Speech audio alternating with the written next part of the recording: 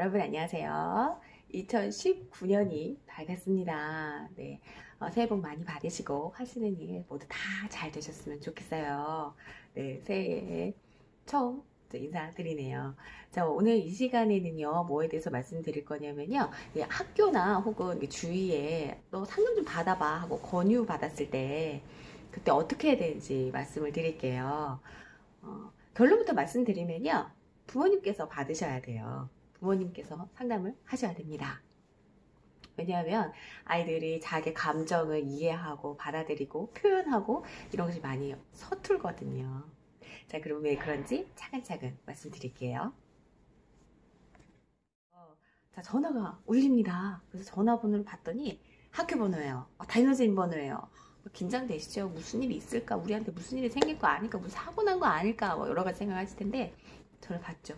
네, 라고 전화 받았는데 선생님께서 상담을 받으러 가시는 게 좋을 것 같아요. 권유를 해주셨어요. 아, 네, 알겠습니다. 하고 이제 끊으시겠죠. 그다음부터 이제 막 생각이 많아지실 거예요. 아, 내가 뭐 잘못했나? 나 잘 키운다고 키웠는데 뭐가 잘못된 걸까? 무슨 일이지 이게? 내가 우리 아이가 좀 예민한 건 알고 있었지만 상담 갈 정도는 아닌데 그 정도는 아닌데 선생님 잘못하신 거 아닐까?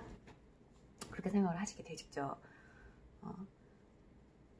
어려워요. 그리고 이제 누구한테 물어볼 수도 없어요. 상의할 수도 없어요. 다행히 그런 비슷한 경험이 있어서 있는 분이 계셔서 전화로 물어보실 수도 있고 만나셔서 상의하실 수 있으면 그게 가장 좋죠. 근데 그러기 참 쉽지 않아요.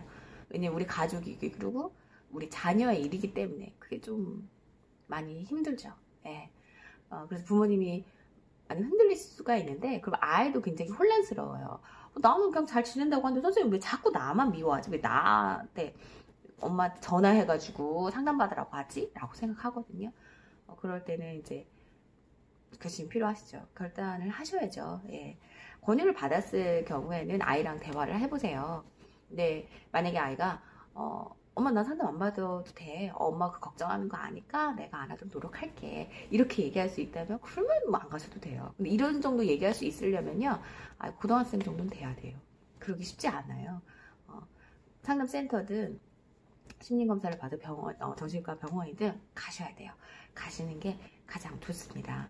그래서 먼저 첫 번째 상담센터로 간다고 결정을 하셨어요. 그런 경우에는요. 기관 두 가지를 알려드릴게요. 첫 번째는 청소년 상담 복지센터예요. 청소년 상담 지원복지센터. 그래서 전화로 1388로 누르시면 바로 연결되거든요. 지역에서 가장 가까운 곳으로요. 그래서 상담 어떻게 하면 돼요? 어떻게 하면 받을 수 있나요? 그 상황 설명해 주시고요. 학교에서 전화를 받았는데 이런 내용입니다. 하시면서 같이 얘기 나누시면 돼요. 예, 그렇게 해서 상담 시간을 맞춰서 가서 방문하시면 되는 거고요. 혹은 위센터도 있어요. 위센터 지역마다 또 있으니까 연락을 하셔서 상담을 받으실 수가 있습니다. 두 번째, 심리검사를 좀 위주로 해서 받고 싶다. 나는. 그랬을 경우에는 이제 정신과 의원님과 병원 가셔서 받으시면 되죠. 네. 두 가지 방법이 있는데요. 아주 쉬워요. 그쵸? 간단하게 말씀드릴 수 있어요. 하지만 말처럼 쉽지가 않죠. 네. 아이들이 대부분 엄마 손에 이제 이끌려서 병원인데 상담센터 가요. 1회는 그냥 가죠. 뭣도 모르고 가요. 엄마 가자고 하니까. 그래도 이제 아이들도 몰라요. 거기 어떤 데인지. 근데 한번 경험하고 오면 알거든요. 네. 제가 봤을 때는 거의 이제 아이들이 1회, 2회도 많이 간 거예요. 사실은. 그 정도 간 거면요. 거의 많이 갔다라고 보시면 돼요. 아이 몫은 여기서 끝난 거고 그 나머지는 부모님 몫이에요. 1회기 혹은 2회기 정도 다녀오신 다음에 아이한테 물어보세요. 너 상담 어떻게 하고 싶어? 라고 물어봤을 때 아이가 엄마 나 더 다니고 싶어 라고 하면은 그냥 보내시면 되는 거고요. 다 다녀 이렇게 하고 엄마랑 같이 다니자 이렇게 하시면 되는 거고요. 애가 말을 안 한다. 애가 표정이 좀 안 좋다. 짜증을 많이 낸다. 막 이런 식으로 아주 부정적인 그런 모습을 많이 보인다 그러면 안 보내시는 게 가장 좋아요. 오히려 아이들이 이런 부정적인 생각이 더 쌓이게 되면 정말로 필요할 때 못할 수 있거든요. 내가 전에 상담센터 갔었는데 전에 뭐 선생님 만났었는데 별로였어. 이렇게 생각할 수 있거든요. 그게 저는 더 안 좋다고 생각해요. 네. 그렇기 때문에 나머지는 부모님 몫이에요. 부모님 몫. 왜냐 하면 제가 말씀드린 대로 아이들은 부모님 영향을 가장 많이 받기 때문이에요. 예. 부모님의 행동이 하나가 달라지시면요. 아이들 행동이 10가지 달라진다라고 보시면 돼요. 이거는 아무리 유명한 심리 전문가가 오신다고 하더라도 아무리 유명하고 아주 효과가 좋은 약물이 있다고 하더라도 할 수 없어요. 저 그렇기 때문에 부모님 역할이 중요하다고 생각합니다. 예. 근데 여기서 이게 중요한 거는 마음가짐인데요. 예. 내가 상담 받으러 가라고 하는 게 내가 뭔가 잘못 키워서, 내가 뭔가 잘못돼서, 그래서 가시는 게 아니에요. 그래서 가시는 게 아니에요. 부모님 그렇게 생각하시면 아이는 어떻게 생각할까요? 내가 뭔가 잘못했나 봐. 난 이상한 애야. 난 잘못된 애야. 난 부족한 애야. 난 엄마한테 잘못을 했어. 이렇게 되거든. 난 자랑스러운 딸이 되고 싶은데 상담 가는 것만으로도 그냥 그 금이 간 거예요. 그냥 그 공든탑이 다 무너지는 경험을 할 수가 있는 거예요. 그렇지 않다라는 거죠. 상담을 가는 이유는, 우리가 검사를 받으러 가는 이유는 너한테 도움을 주기 위해서 그런 거야. 우리 가족한테 필요한 도움을 받기 위해서 가는 거고, 결국에는 너랑 나랑, 엄마랑 너랑 잘 지내기 위해서 가는 거야. 결국엔 우리 가족이 더 편안하고 더 행복하기 위해서 가는 거야 라고 생각해 주시면 좋을 것 같아요. 그래서 옆집에 우리 어떤 아이가 있는데, 걔 상담단인데 웬일이야 이렇게 생각하지 마시고, 걔 뭐 문제가 있나 봐 그렇게 생각하지 마세요. 아이들도 마찬가지. 엄마 우리 반에 누가 상담실 간다? 누가 상담 받는다? 라고 했을 때 걔 문제 있나 봐 그렇게 생각하시지 마시고요.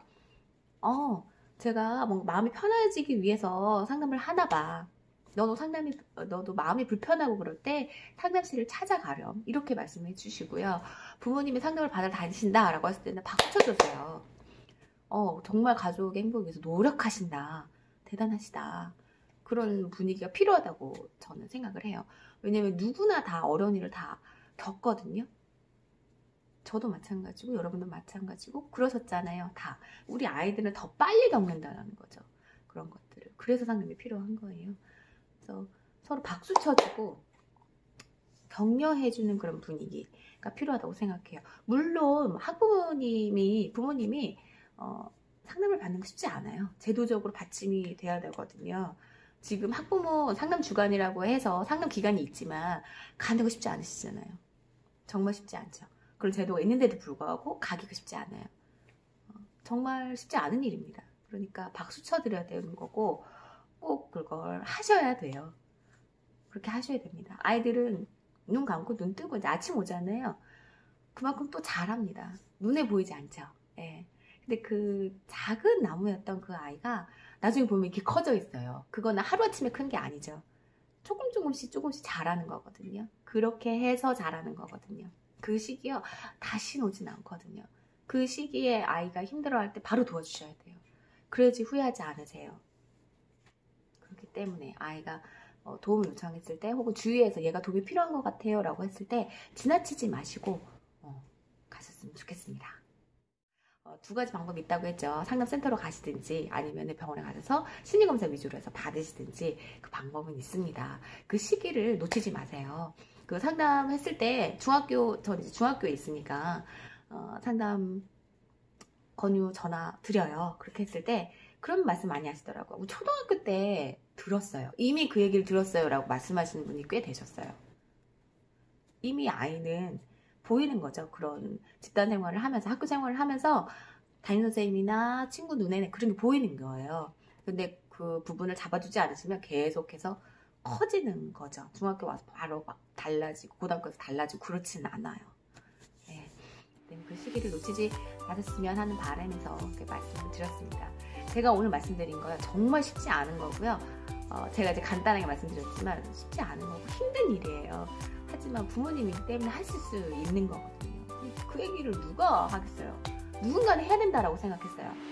그래서 말씀드립니다. 네. 저도 대한민국의 엄마로서, 새 아이 엄마로서 또 말씀드려요. 부모님들 오늘도 응원합니다.